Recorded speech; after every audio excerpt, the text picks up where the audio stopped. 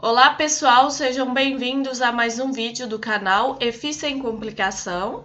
Meu nome é Renata Oliveira e hoje a gente vai falar um pouquinho sobre o desenvolvimento físico, cognitivo, motor e psicossocial na segunda infância, tá?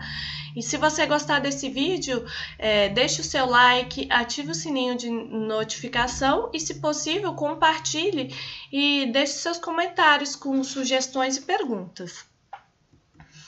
Então, o desenvolvimento inicial na segunda infância, né? O crescimento tanto da estatura como do peso, né, da massa corporal, ele não é tão rápido quanto no período de bebê. O processo de crescimento, ele desacelera após os primeiros 2 anos, mas mantém uma taxa constante até a puberdade. O ganho de estatura anual no início da infância até a puberdade é de cerca de 5 centímetros por ano, enquanto os ganhos de massa corporal 2,3 kg por ano.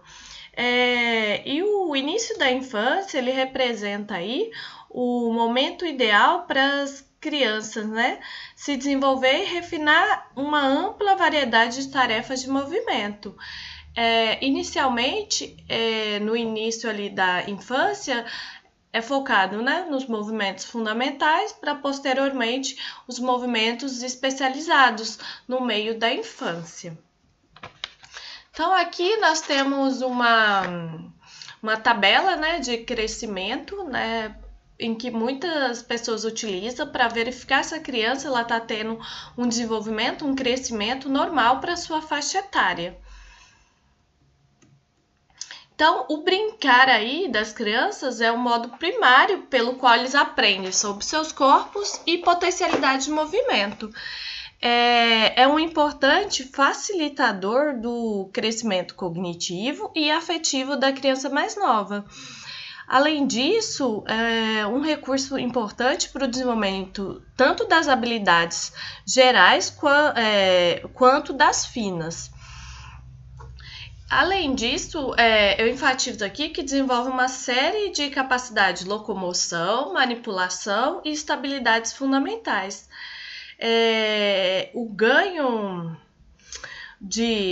Os ganhos de controle sobre a musculatura, ele vai ocorrer sem nenhum problema. Então, quando a gente fala um pouquinho das características físicas e do desenvolvimento motor de 3 a 6 anos, a gente vê que as capacidades perceptivo-motoras elas se desenvolvem rapidamente, mas com frequência há uma confusão em relação à sensação do corpo, ao senso de direção e de tempo e de espaço. Então, essas características ainda estão em desenvolvimento. As crianças elas desenvolvem rapidamente as capacidades de movimento fundamentais em várias habilidades motoras, porém os movimentos bilaterais eles costumam apresentar mais dificuldade do que os movimentos unilaterais. Além disso, as crianças elas são ativas, e com frequência mais correm do que andam, porém ainda precisam de constante períodos de descanso, períodos curtos de descanso. As capacidades motoras, elas desenvolvem-se até o ponto em que a criança aprende a se vestir sozinha, embora ainda às vezes elas precisam de ajuda para ajustar a roupa ou abotoar ela, Em relação também às funções corporais e os processos, eles tornam-se bem regulados e o estado de homeostase fisiológica e estabilidade, ele torna-se já bem estabelecido. A competição aí física de meninos e meninas é notavelmente similar. Sua aparência de costas não aponta diferenças estruturais observáveis entre meninos e meninas. O controle motor fino, ele não se encontra ainda completamente estabelecido, embora o amplo se desenvolve com rapidez. E, em geral, também, por conta da hipermetropia, os olhos eles não estão prontos para períodos extensivos de trabalho que exige esforço visual de curta distância, tá? Então, eu coloquei aí uma tabela, né, mostrando, né, crianças de 3, 4 e 5 anos, né? Então, a gente vê ali que com 3 anos elas não são capazes de virar ou parar rapidamente. A distância que elas conseguem saltar é de 30 a 60 centímetros. Sobem escada sem apoio, alternando os pés. Ela pula mais diante uma série de pulos irregulares e com variações. Em relação a 4 anos, né? Ela já vai apresentar um controle mais eficaz para parar, iniciar e voltar, virar, no caso, né? A distância, né, de um salto, ela aumenta. Elas já são capazes, né, de descer escadas compridas, alternando os pés, e pulam de 4 a 6 passos sobre um dos pés.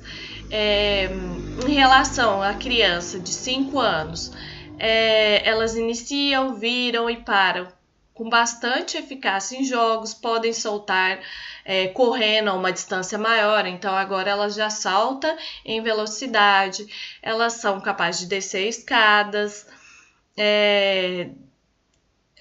elas também, né, conseguem pular, né, saltar com facilidade, uma distância, né, maior. Então, a gente vê claramente, né, que conforme vai passando os anos, elas conseguem aí ter uma melhora, né, desse desenvolvimento motor dela. Agora, em relação às características do desenvolvimento cognitivo de 3 a 6 anos, né?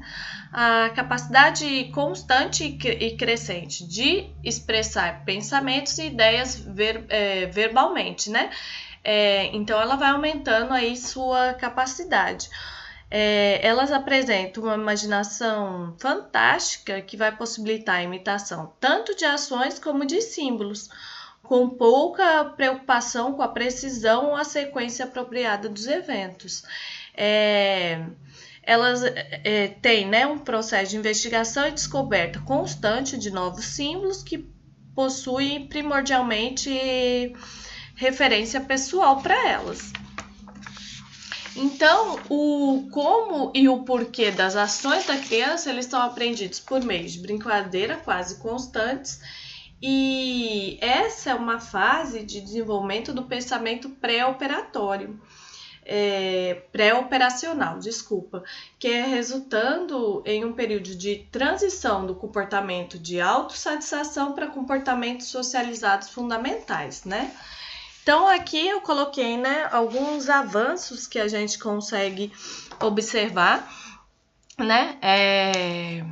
Então, um avanço aí, compreensão de números. As crianças, elas sabem contar e lidar com quantidades. Em relação à empatia, elas se tornam mais capazes de imaginar como os outros podem se sentir. Teoria da mente, as crianças, elas tornam-se mais conscientes da atividade mental e do funcionamento da mente. Também enfatizo aqui, né? Em relação ao uso de símbolos, as crianças, elas não precisam estar em contato sensório-motor com objeto ou pessoa para pensar nele. Elas apresentam, não, uma compreensão de identidades. Elas imaginam que objetos e pessoas, eles possuem propriedades diferentes daquelas que de fato possuem. Além disso, compreensão de causa e efeito. Por exemplo, as crianças, elas se dão conta de que os eventos possuem causas. E por fim, aqui eu enfatizo, né, a capacidade de classificar. As crianças, elas organizam objetos, pessoas e eventos em categorias com significado para ela. Então, aqui, né, a tabela a parte que eu mencionei. Então, em relação aos limites do pensamento aí pré-operacional, né, uma limitação que a gente vê, né, em relação à concentração, incapacidade de descentralizar, né? Que as crianças, elas concentram-se em um aspecto de uma situação e negligenciando outros aspectos. Também, né? A limitação, a irreversibilidade, que elas não compreendem que algumas operações ou ações elas podem ser revertidas recuperando a situação original. E o egocentrismo aqui, né? Que as crianças, elas pensam que todo mundo pensa, percebe e sente da mesma maneira que elas. Ainda sobre as limitações aí, né? Sobre o raciocínio transdutivo, né? As crianças, por exemplo, elas não utilizam o raciocínio dedutivo ou intuitivo. Em vez disso, elas saltam de um detalhe para outro e identificam uma causa onde não existe nenhuma. Animismo. As crianças, elas atribuem vida a objetos também inanimados ainda. Além disso, outra limitação é a incapacidade de distinguir a aparência de realidade. As crianças, elas confundem o que é real com a aparência externa. Agora, em relação às características do desenvolvimento afetivo de 3 a 6 anos, né? Então, as crianças, né, nesse período, né, elas são egocêntricas, né, elas querem tudo para ela, apresentam medo de situações novas e apresentam ainda, né, timidez. Elas são autoconscientes, não gostam de sair ali da sua zona, né, de segurança, do que é considerado para elas familiar.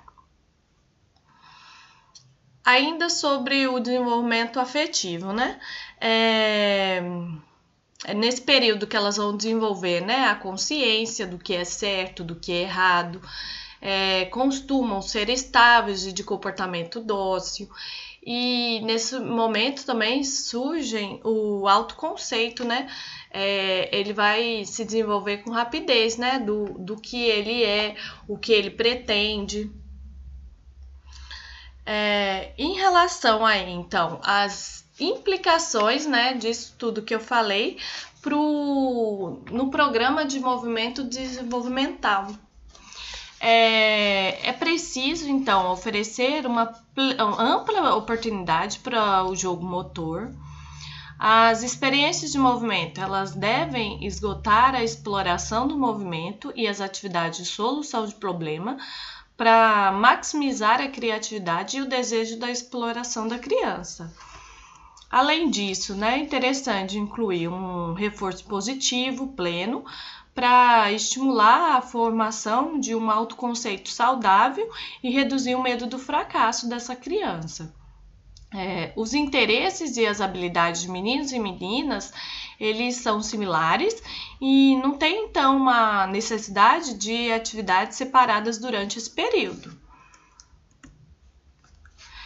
Deve-se aproveitar, né, a vasta imaginação da criança por meio do uso de uma série de atividades, incluindo a dramatização e formação de imagens.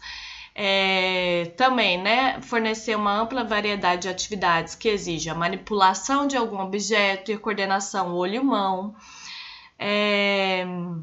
Nesse período, eles têm início os maus hábitos de postura e, portanto, a gente precisa reforçar a boa postura com declarações positivas e programar diversas atividades destinadas especificamente a incrementar aí o funcionamento perceptivo motor da criança. Também, né, deve começar a colocar atividades bilaterais e cruzadas, como galopar, depois que os movimentos unilaterais, como de saltitar, estiverem bem estabelecidos já. E as atividades, elas devem dar ênfase ao envolvimento dos braços, ombros e da parte superior do corpo. Não é o momento de enfatizar a performance na criança e não se deve acentuar a coordenação em combinação com a velocidade e agilidade, porque aí, né, envolve um desenvolvimento maior dessa criança.